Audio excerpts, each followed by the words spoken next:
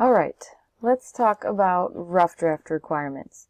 So your rough draft of your paper should be a full rough draft, the whole essay just in rough draft form. So the more work that you put into your rough draft, the easier it's going to be to turn it around for your final project basically next week. So put in the time for your rough draft, and in general, if you do that, it's a lot easier to make the corrections and to do the revisions for your final draft. So if you see here, your rough draft is essentially the whole thing. It's got to be 8 to 12 pages in length, has to have all its parts. For this assignment only, for only your rough draft, please label the parts so that I can see which ones you have where. You will take those labels off when you turn in your final draft. Make sure you have your works cited page. If you don't have a works cited page, first of all, it's plagiarism, and that's not great. Second of all, I can't look at your MLA format. So if you give me your works cited page, I will look at your MLA format. Make sure, don't forget, you're using at least 70% scholarly sources. So 7 of 10 or 8 of 11 or 9 of 12. Don't forget you can't use more than 12 sources, but you have to use at least 10. You should really be using at least one piece of source information per proof or refutation paragraph, and you should have several in your background section. You probably don't need any in your intro or your conclusion, but everything else should have at least one piece of source information per paragraph, up to maybe 4 pieces per paragraph.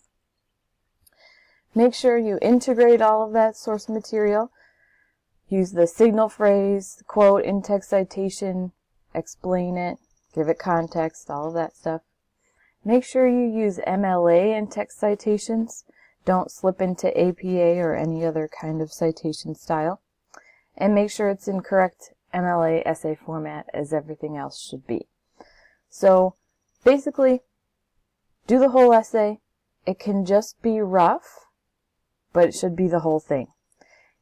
If there are parts missing, like significant parts missing, if you're giving me like a 4-page rough draft, or if there's no refutation or no background section or no proposition, you can't get anything better than a D on this assignment. So make sure that you're putting in the time on this. Also, this at the bottom here, this note on grading. So the rough draft is graded a lot differently than the final draft. This is graded a lot more about, did you give it effort?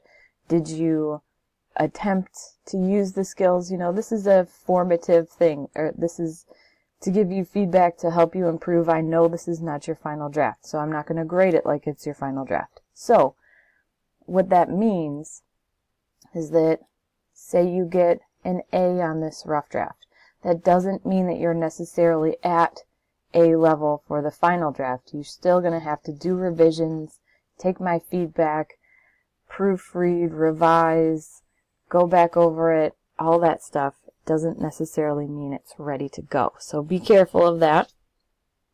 If you have any questions, or if you want me to review pieces of your rough draft, I'm happy to do that.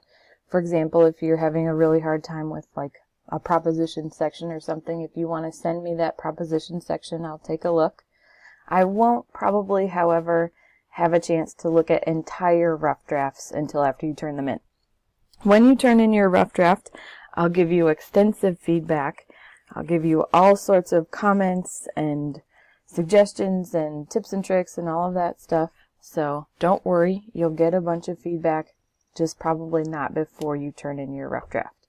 So if you have any questions or you want me to review pieces, I'm happy to do that. Hit me up on Remind or send me an email. I will again not have office hours this week, but you can catch me on any of the other online ways to get a hold of me. So, good luck. See you next time.